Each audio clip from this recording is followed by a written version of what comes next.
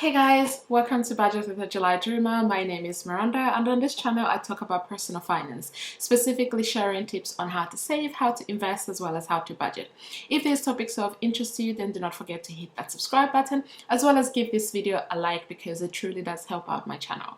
So, this is the last Transfer Tuesday for the month of June, and you guys, it has been a trip. I literally cannot believe the things that have happened in the month of June, but specifically how I have been able to save £7,000 in my emergency fund. I'm still £824 behind schedule, but I think I'll catch up pretty easily in the next couple of months. So if you're new to my channel, hi, welcome. I hope you're here to stay. So I have a personal goal to save £15,648 in my emergency fund, and I call this my bougie emergency fund because it actually covers more than my basic necessities. So normally for an emergency fund, you will look at your bare minimum necessities, so expenses that you need to cover should you lose your job for a month, 2, 3 months, whatever. But for me, knowing myself, I know bare minimum is not what I'm about. So I decided I'm gonna save for a bougie emergency fund, and this is why we came to £15,648. If I was to just go down to the bare minimum, I would actually be looking something like less than £9,000 for 6 months of bare necessities, the bare minimum expenses. So this is why whenever people ask me why over £15,000, because I'm bougie. So yeah, so for the month of June, I started off with £5,000 in my emergency fund. So those of you who've been following me for the last 6 weeks since I started this emergency fund, the Transfer Tuesdays, I should say, I had actually ended May with £6,500.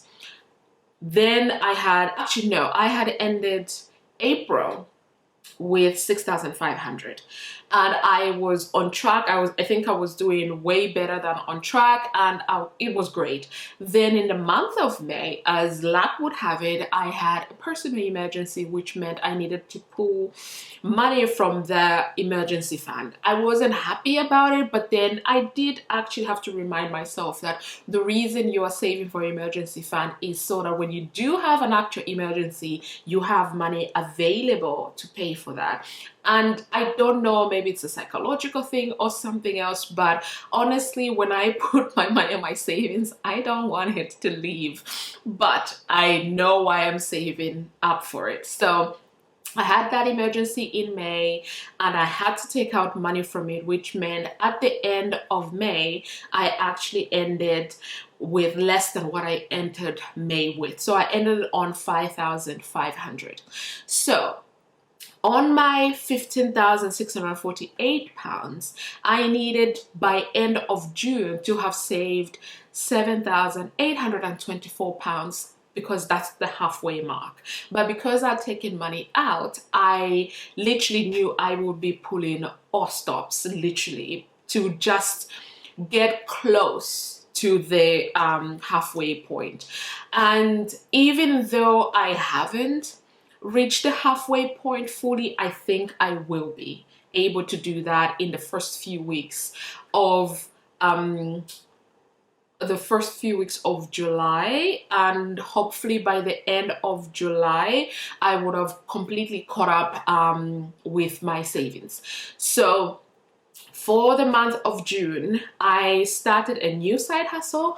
I rejiggled things in my budget, and oh my god, you will see when you see my June budget closeout that I was actually able to save £2,000. You guys, £2,000 I was able to save in the month of June and put that towards my emergency fund, meaning I am now at £7,000. I am a whole £824 behind, but that's better than £1,824. So a whole £2,000 has been saved. I am so happy. I mean, Transfer Tuesday movement has really helped me with my saving, if I'm honest, because before I would just be like, okay, I pay myself from my salary, which just means that although I know all how much my bills all cost me, I still transfer money to my savings automatically first before I pay any of my other bills, and that works for me. And this is something that often people talk about when it comes to savings, that you should, you know, pay yourself first.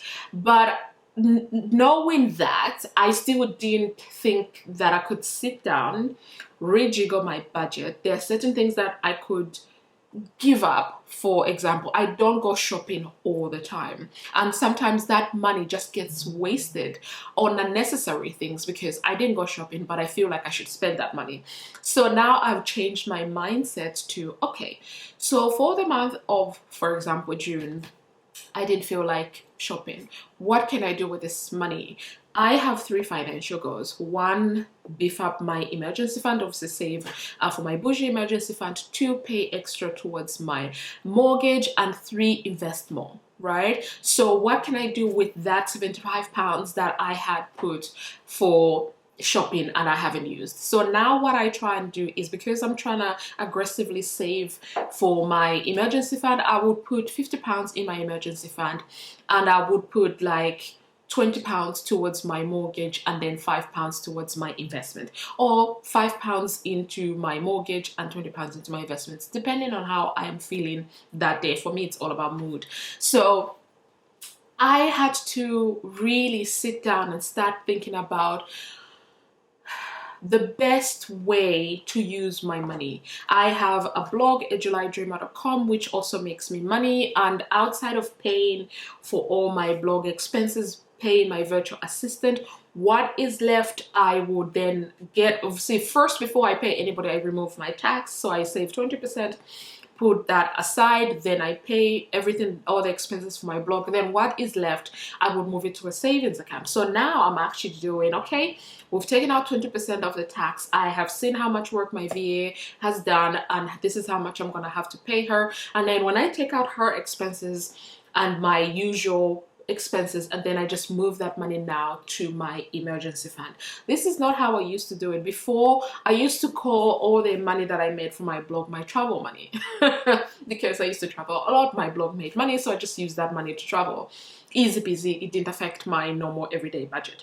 But now I've looked at it and I'm like, okay, it's better to aggressively save for my emergency fund, have that bougie emergency fund filled, tacked to the side, and then focus on other goals. So that's what I have been doing, and I'm really happy and thankful to have become part of this movement. I watch other Transfer Tuesdays. I love watching other people's Transfer Tuesdays because it really does motivate me to see other people paying a little bit extra towards the debt, paying a little bit extra into their savings or whatever goals they're trying to achieve in their lives. So this is why I love Transfer Tuesdays a lot, and it has really made me rethink how I save, how I look at the money in my budget, how I'm actually not wasting money anymore, which is really interesting. And when I say wasting, it's when I didn't spend, for example, I gave the example of shopping. I didn't spend the money in my shopping category, and then I go out with my friends. I'm like, oh, okay, I'll just do this. Oh, without thinking much about it. Yes, I know the money is there, but I could use it more wisely. I could allocate the £50 towards, you know, my savings, and then maybe blow the £25, you know, whatever. My second goal, obviously, like I said, it is my extra mortgage repayment. I have used the mortgage calculators online, and personally I choose to pay off my mortgage early. I know there's been a lot of talk about, I mean, paying your mortgage off or investing, it's a topic that for me, I personally believe it should not be up to anybody else but yourself to make the decision. Sure, if you invest, you have a higher probability of earning a little bit more money from the stock market, and then in the next 5-20 years you can use that money, take it all out and pay off. But again, this is all a personal thing. I choose to pay off my mortgage a little bit extra every single month, about £200 every month. My mortgage calculator said if I continue to do that, I can pay off my mortgage in the next 10 years. I'll be in my early 40s.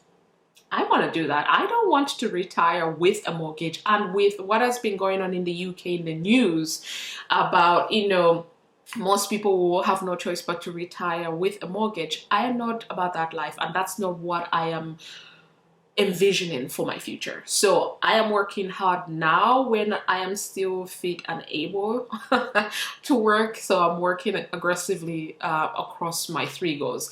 My 3rd goal being investing more. So right now I put about 10% of my gross monthly income towards my investments, and then any extra income that I do get or any money that I don't use, I also invest a little bit more. So it's not that I'm just putting a lot of money towards my mortgage, I'm actually also putting a little bit extra towards my investments as well. So my goal is, on top of the 10% that I put from my salary, I want to also be putting at least 20% of my total side hustle income towards my investment. And one thing that I really love, I've spoken about the app Plum. So Plum is a savings budgeting app which I use. I've connected it to my bank, and it actually rounds up my spending. And what I do with that round up money is I actually invest in funds on their app. So it takes the money, the round up from my account, takes it into Plum, and then it invests for me. So I'm doubly investing. And then I've got pensions with my employer, which I have invested in a global fund, and I've got my personal SIP. So that's a personal pension, a private pension that I have done, which I'm also investing in funds as well. So for my investments, I'm actually in a good place personally. So this is why I want to still continue improving on that, but my main goal right now is my emergency fund. Once that's fully funded, I will then aggressively focus on my investments. I say investments are not mortgages because with my mortgage I do have a limit of how much I can pay in a 12-month period before they start charging me for paying too much. So to avoid that, I'm jumping. Instead of tackling my 2nd goal, I actually go to my 3rd goal, which is to invest more. So I'll be putting more towards my private pensions, towards my index funds that I invest in, and then towards apps like eToro, where I call it play money because I personally think that's money I'm comfortable to lose, kind of thing. I'm not saying I'm being reckless in my investments. I'm just saying that is money that it wouldn't cause a blip in my personal finances if I was to lose the money in apps like eToro, for example. So yeah, this is what I wanted to say for my Transfer Tuesday. Thank you for everybody who's been watching these videos and other videos on my channel. I really do appreciate you guys. Do not forget to like this video. If you haven't already subscribed, do subscribe as well so that this video can be shown to more people. So thank you so much for watching my video, and I'll see you in my next one. Bye.